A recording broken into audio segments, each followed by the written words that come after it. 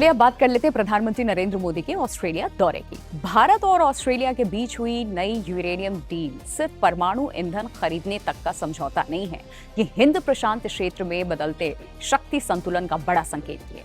देखिए, एक तरफ भारत को स्वच्छ ऊर्जा, क्रिटिकल मिनरल्स और स्पेस सेक्टर में नई ताकत मिलेगी इससे, तो दूसरी तरफ चीन के लिए संदेश भी जाएगा कि भारत सिर्फ क्षेत्रीय नहीं बल्कि वैश्विक रणनीतिक साझेदारियों को तेजी से मजबूत इस वक्त कर रहा है। तो अब सवाल है कि इस डील का असली मतलब क्या है और इससे भारत को कितना फायदा होने वाला है या होगा। आपको बताते हैं इस डील के चर्चे आखिर क्यों हो रहे हैं। देखिए, मेलबर्न में प्रधानमंत्री नरेंद्र मोदी और ऑस्ट्रेलिया के प्रधानमंत्री एंथनी एल्बनीज की मुलाकात के बाद कई महत्वपूर्ण समझौतों पर मुहर लगी। इनमें uranium supply, critical mineral, cyber technology, artificial intelligence, semiconductor, quantum computing, space और सप्लाई चेन जैसे भविष्य के क्षेत्र में सहयोग शामिल है। यानी कि ये केवल एक सेक्टर की साझेदारी नहीं बल्कि आने वाले दशकों की रणनीतिक साझेदारी का एक खाका यहाँ हमें दिखा है। और सबसे ज्यादा जो चर्चा है यूरेनियम डील को लेकर हो रही है।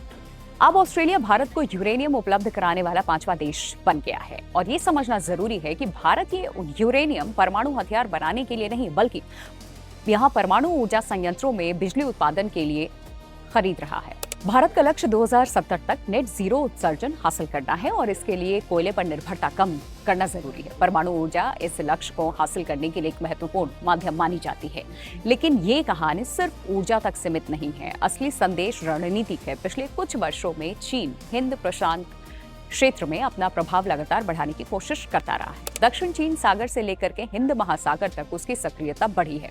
ऐसे में भारत और ऑस्ट्रेलिया जैसे लोकतांत्रिक देशों का रक्षा तकनीक और संसाधनों के क्षेत्र में और करीब आना क्षेत्रीय रणनीति का महत्वपूर्ण हिस्सा माना जाता है। और यही वजह है कि दोनों देशों ने क्रिटिकल मिनरल्स कॉरिडोर विकसित करने का भी फैसला लिया है। इलेक्ट्रिक वाहन, missile system, fighter jet, battery, semiconductor और अत्याधुनिक रक्षा उपकरण, इन सभी के लिए लिथियम, कोबाल्ट और निकल और एयर अर्थ जैसे खनिज बेहद जरूरी हैं। ऑस्ट्रेलिया इन संसाधनों का बड़ा उत्पादक है, जबकि भारत इनका उपयोग करके वैश्विक मैन्युफैक्चरिंग हब बनने की दिशा में आगे बढ़ रहा है।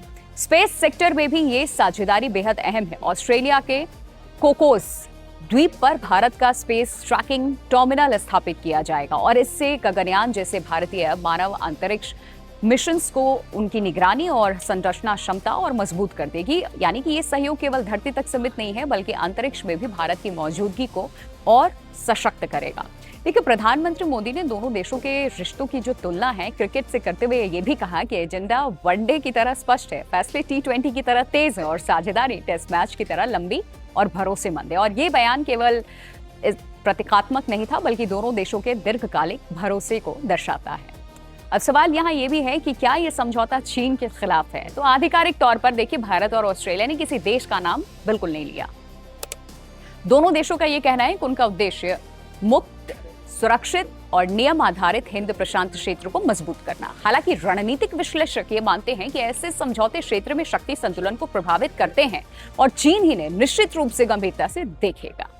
अब भारत के लिए ये समझौता कई स्तरों पर बड़ा महत्वपूर्ण है। सबसे पहली बात, ऊर्जा सुरक्षा मजबूत होगी। दूसरी बात, भविष्य की तकनीकों में सहयोग मिलेगा और तीसरी बात यह है कि रक्षा और सप्लाई चेन में भरोसेमंद साझेदार बढ़ेंगे। और चौथी, वैश्विक मंच पर भारत की रणनीतिक स्थिति पहले से कहीं ज्यादा मजबूत होगी। यानी कि ये सिर्फ यूरेनियम खरीदने की खबर भर नहीं है, ये उस नए भारत की तस्वीर है जो ऊर्जा, तकनीक, अंतरिक्ष, रक्षा और वैश्विक कूटनीति हर क्षेत्र में अपने भरोसेमंद साझेदारों के साथ आगे बढ़ रहा है। आने वाले वर्षों में ये साझेदारी न केवल भारत की आर्थिक और तकनीकी ताकत इससे बढ़ाएगी बल्कि हिंद प्रशांत क्षेत्र में उसकी रणनीतिक भूमिका को भी और मजबूत कर सकती है।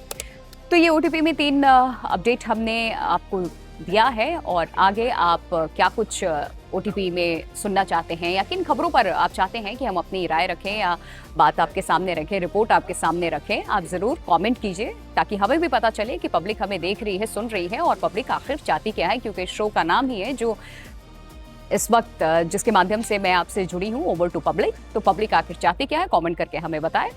हम आपके कॉमेंट को पढ़ेंगे और जो खबरें होंगी जिस पर इनपुट आप चाहते हैं उस पर डिटेल्स रिपोर्ट हम आपके सामने जरूर रखेंगे।